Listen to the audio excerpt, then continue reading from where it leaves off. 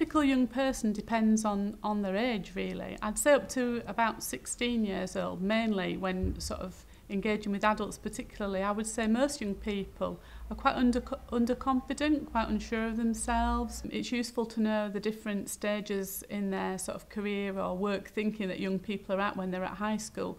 So in year 8, that's year 7, the first year of school, young people aren't really thinking much about the end of school and work. Year 8 and 9, the second and third year of school, they're usually thinking about choosing their GCSE options, so that usually makes young people think more about what subjects they're choosing and how that relates to future work.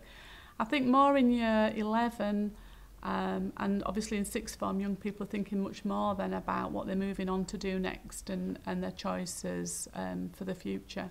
Let young people know how you would like to be addressed, because young people aren't sure whether to call you sir, miss, or you know how to address you. So you can put them at ease by saying that, and then thinking through possibly the aims and objectives of the engagement, if you like, what you're hoping to achieve. For example, when an employer gives a young person some positive feedback after a mock interview or has a really productive conversation with a young person, it can make that young person feel really confident about themselves, and that young person may not have had any careers information, advice or guidance from an advisor necessarily, not on a one-to-one basis. They may have just been seen in a group, if that.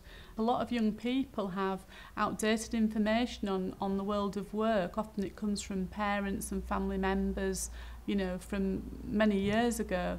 Tip 1 for understanding a young person would be that young people are generally not very confident. Number 2, I would say, sometimes it's like getting information can be like getting blood out of a stone. So, for example, a young person may get up to all sorts of interesting activities out of school, but sometimes it can take a long time to find out what a young person does. They can be very sort of backwards in sort of sharing with you what they do.